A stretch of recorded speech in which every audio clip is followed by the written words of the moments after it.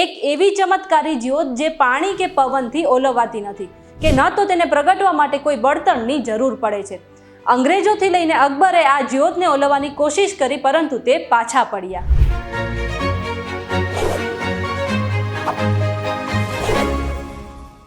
VTVGujarati.com પર તમે જોઈ રહ્યા છો અજબ ગજબ અને હું છું મેઘા.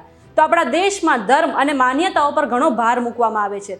દરેક શેરી અને મહોલ્લામાં એક મંદિર તો હોય જ છે અને દરેક શહેરમાં એક ચમત્કારની વાત હોય છે. આવા ચમત્કારો સાથે ક્યારેક ઇતિહાસ પણ જોડાયેલો હોય છે, તો ક્યારેક શાસ્ત્રોમાં તેમનો ઉલ્લેખ હોય છે.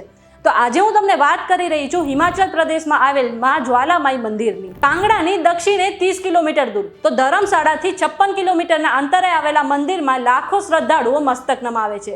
આ મંદિર 51 શક્તિપીઠોમાંથી એક છે. કહેવાય છે કે જ્યારે માં સતીએ આત્મદાહ કર્યો ત્યારે તેમની જીભ આ વિસ્તારમાં પડી હતી અને ત્યારબાદ અહીં ચમત્કારી રીતે સ્વયંભૂ આ જ્યોત પ્રગટ થઈ છે, જે કોઈ પણ પ્રકારના બળતણ વિના ચમત્કારી રીતે સદીઓથી પ્રગટી રહી છે. મુઘલ કાળમાં અકબરે તો બ્રિટિશ કાળમાં અંગ્રેજોએ પણ આ જ્વાલા ઓલવવાની અસફળ કોશિશ કરી હતી. લોકવાયકા પ્રમાણે આ મંદિરમાં થતા ચમત્કારો વિશે સાંભળીને અકબર તેની સેના સાથે આ મંદિરમાં આવ્યો હતો. અકબરે આ જ્વાલા ઓલવવા માટે નહેર બનાવીને પાણી રેડવાનું શરૂ કર્યું, પરંતુ સતત પ્રજ્વલિત આ જ્વાલા ન ઓલવાઈ.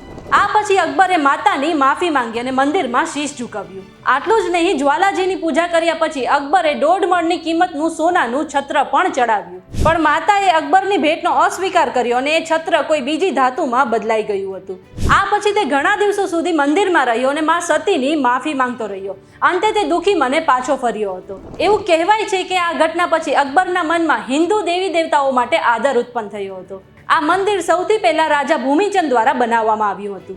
બાદમાં મહારાજા રણજીતસિંહ અને રાજા સંસારચંદે 1835માં મંદિરનું નિર્માણ પૂરું કર્યું હતું. આ મંદિરના ગર્ભગૃહમાં 7 જ્યોતિ છે અને સૌથી મોટી જ્યોત માં મહાકાળીના સ્વરૂપમાં છે, જેને જ્વાલામાઈ કહેવાય છે. જ્યારે બીજી જ્યોત માં અન્નપૂર્ણા, માં હિંગળાજ, માં ચંડી, વિંધ્યવાસિની, મહાલક્ષ્મી અને દેવી સરસ્વતીની છે.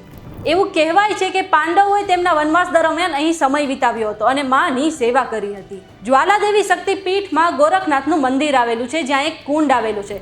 એ કુંડમાં જોતા એવું લાગે કે તેની અંદર ગરમ પાણી ઉકળી રહ્યું છે, પણ પાણીને સ્પર્શ કરતા તે ઠંડુ લાગે છે. જો આજના વિડીયોમાં તમને કંઈ નવું જાણવા મળ્યું હોય તો આ વિડીયોને લાઇક અને શેર કરવાનું ન ભૂલતા. સાથે જ આવી અવનવી માહિતી માટે જોતા રહો અજબ ગજબ ઓનલી ઓન VTVGujarati.com.